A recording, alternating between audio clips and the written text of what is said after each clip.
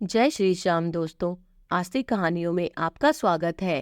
कार्तिक मास महात्म तीसरा अध्याय। सत्यभामा ने कहा, हे प्रभु, आप तो सभी काल में व्यापक हैं और सभी काल आपके आगे एक समान है। फिर यह कार्तिक मास ही सभी मासों में श्रेष्ठ क्यों है? आप सब तिथियों में एकादशी और सभी मासों में कार्तिक मास को ही अपना प्रिय क्यों कहते हैं? इसका कारण बताइए। भगवान श्री कृष्ण ने कहा, हे भामिनी, तुमने बहुत अच्छा प्रश्न किया है। मैं तुम्हें इसका उत्तर देता हूँ, ध्यानपूर्वक सुनो। इसी प्रकार एक बार महाराज बेन के पुत्र राजा पृथु ने प्रश्न के उत्तर में देवर्षि नारद से प्रश्न किया था, और जिसका उत्तर देते हुए नारद जी ने उसे कार्तिक मास की महिमा बताते हुए कहा, हे राजन, एक समय शंख नाम का एक राक्षस बहुत बलवान एवं अत्याचारी हो गया था। उसके अत्याचारों से तीनों लोकों में त्राही त्राही मच गई।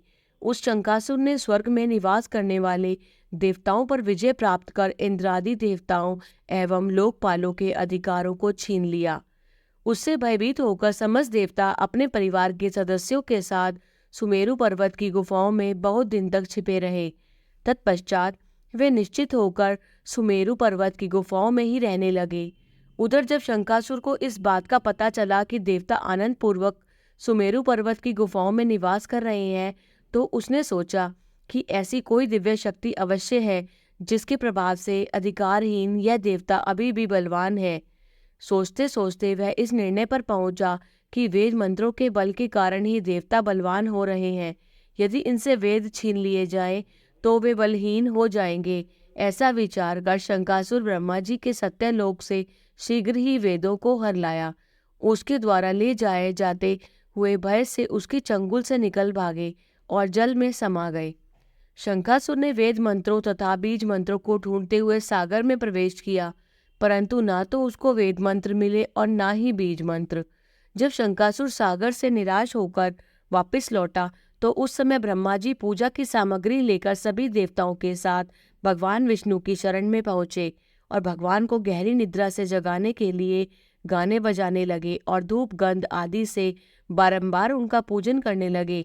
धूप दीप नैवेद्य आदि अर्पित किए जाने पर भगवान की निद्रा टूटी और वह देवताओं सहित ब्रह्मा जी को अपना पूजन करते हुए देखकर बहुत प्रसन्न हुए तथा कहने लगे, मैं आप लोगों के इस कीर्तन एवं मंगलाचरण से बहुत प्रसन्न हूँ।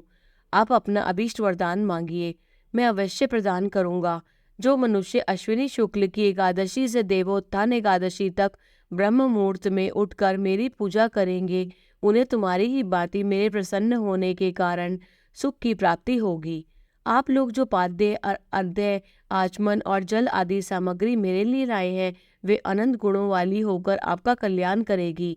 शंकासुर द्वारा हरे गए संपूर्ण वेद जल में स्थित है।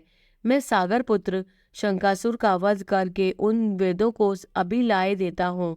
आज से मंत्र बीज और वेदों सहित मैं प्रतिवर्ष कार्तिक मास में जल में विश्राम किया करूँगा। अब मैं मत्स्य का रूप धारण करके जल में जाता हूँ। तुम सब देवता भी मुनीश्वरों सहित मेरे साथ जल में आओ। इस कार्तिक मास में जो श्रेष्ठ मनुष्य प्रातःकाल स्नान करते हैं, वे सब यज्ञ के अवभृत स्नान द्वारा भली भांति नहा लेते हैं।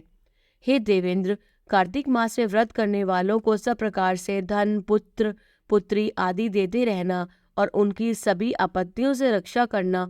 हे धनपति, हे कुबेर, मेरी आज्ञा के अनुसार तुम्हारा और उनके धन धान्य की वृद्धि करना, क्योंकि इस प्रकार का आचरण करने वाला मनुष्य मेरा रूप धारण करके जीवन मुक्त हो जाता है। जो मनुष्य जन्म से लेकर मृत्यु पर्यंत विधि पूर्वक इस उत्तम व्रत को करता है, वह आप लोगों का भी पूजनीय है। कार्तिक शुक्ल पक्ष की एकादशी तिथि को तुम लोगों ने मुझे जगाया है, इसलिए यह तिथि मेरे लिए अत्यंत प्रीतिदायिनी और माननीय है। हे देवताओं, ये दोनों व्रत नियम पूर्वक करने से मनुष्य मेरा सानिध्य प्राप्त कर लेते हैं। इन व्रतों को करने से जो फल मिलता है, वह अन्य किसी व्रत से नहीं मिलता। अतः प्रत्येक मनुष्य को सुखी और निरोग रहने के लिए कार्तिक मातम और एकादशी की कथा सुनते हुए उपयुक्त नियमों का पालन करना चाहिए। जय श्री श्याम।